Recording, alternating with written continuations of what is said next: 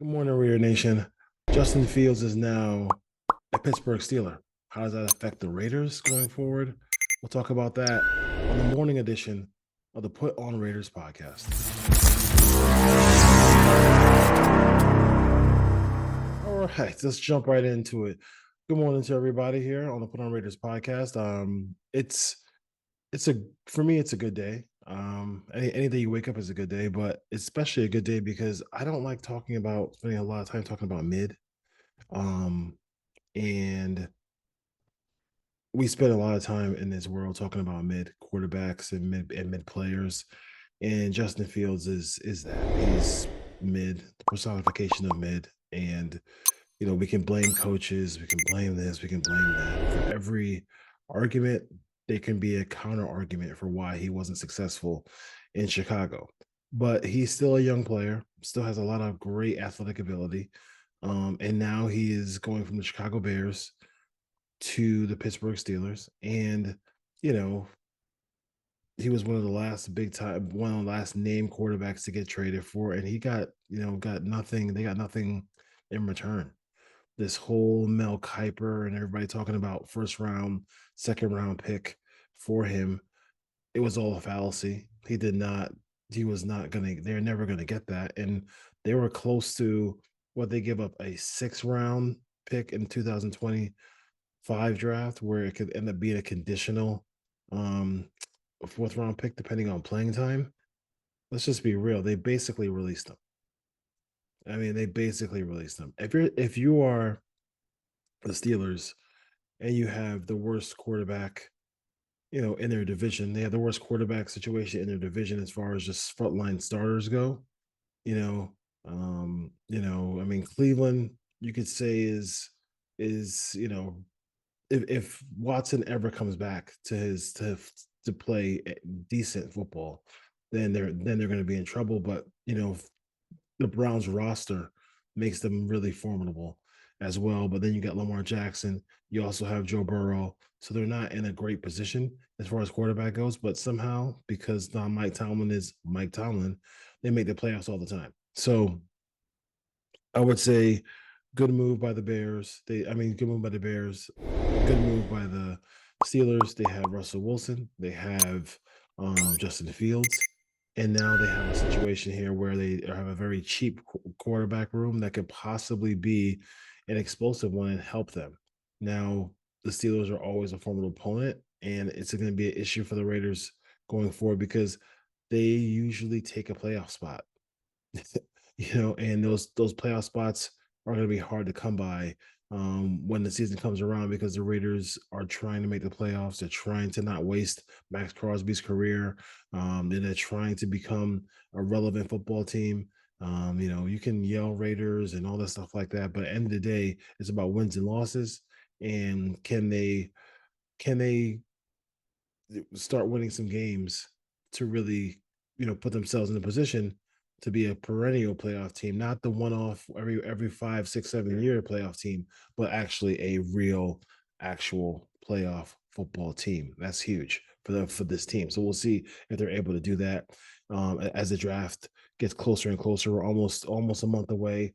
I thought the timing was very interesting for the Bears because let's face it, the minute this week coming up is Caleb Williams' pro day. So Caleb Williams is just his camp is not going anywhere near Chicago until they got rid of Justin Fields. And Justin Fields is gone now. But Caleb Williams, now the pressure kind of goes over to him because let's look at it real quick. He's walking into a situation where they're gonna have a pretty good offensive line. They have a play caller people respect and over there and Shane Waldron in Chicago. You're gonna have DJ Moore, Cole Kmet. You have the newly acquired Keenan Allen. You can always find a running back in the draft. So now the pressure goes from the Bears to Caleb Williams, and we'll see what happens with Caleb Williams going forward. A lot of talent. We'll see if he can if that career that career projection can can come to fruition for him because he definitely has all the talent in the world to be one of the top quarterbacks in the NFL. The Raiders quarterback situation is not as clear as far as that goes.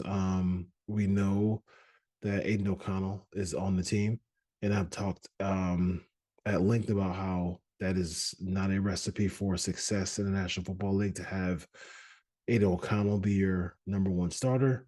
He is not a big time quarterback. He is not going to take you to where you need to go. And they went out there and got Gardner Minshew, the perfect stop gap guy. Getting Minshew automatically makes this a better quarterback room opposed to what they had last year with Brian Hoyer and AOC and Jimmy Garoppolo, who is now interestingly enough a Los Angeles Ram. So that's where you are. And I think now with the move that Kwesi and O'Connell did in Minnesota, it makes all the sense in the world now for the Raiders to be kind of looking in that second tier of quarterback. We've been saying the second tier quarterbacks all day and all night. They needed a quarterback on a rookie deal so they can start building this football team out and for the future. And it's probably going to be. I did a video on Bo Nix the other day. I'm working on one for Michael Penix. It's probably going to be one of those two guys. I think McCarthy might be a guy who ends up in Minnesota, or Drake might end up in Minnesota. But those top four guys are going to be gone, and it's a tricky spot for the Raiders because I know we talked on at length in Raider Spaces about going from 13 and dropping back, and you got to have somebody who wants to come up to 13. That's the biggest thing is how do you getting somebody to come to 13 and then maybe trade back and then get Penix, maybe you acquire some second round picks or some third round picks to help your football team get more picks. I think AP said he wants more picks in this draft, so hopefully they can get more picks in this draft. But at the end of the day, it's going to be Knicks, it's going to be Penix, whatever your choice is at Rare Nation. That's what it's going to be. And I think the one thing I would say about it is I think Knicks actually fixed the offense better. But I think the better thrower, the best variable of this whole thing is Michael Penix's arm, because it's a live arm. It's fantastic arm, one of the best arms in this whole draft. So that's the conundrum they are. If you can't combine the two players into one, then you'll be good to go. But I don't know if that's the, when you see that at pro day, does Michael Penix move around enough to make you feel comfortable? And I think I saw enough for Bo Nix. I mean, throwing the football for me to feel comfortable with that. I know one guy I'm not comfortable with is Ritter.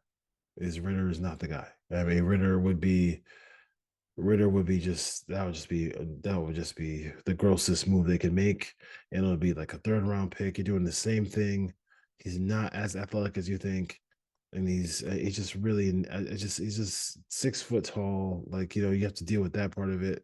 Not a fan of him at all. So we'll see what the Raiders do with the quarterback position, and myself and Ryan Holmes will talk about all those things and more on the big show on the Put on Raiders podcast coming up this week. All right, folks.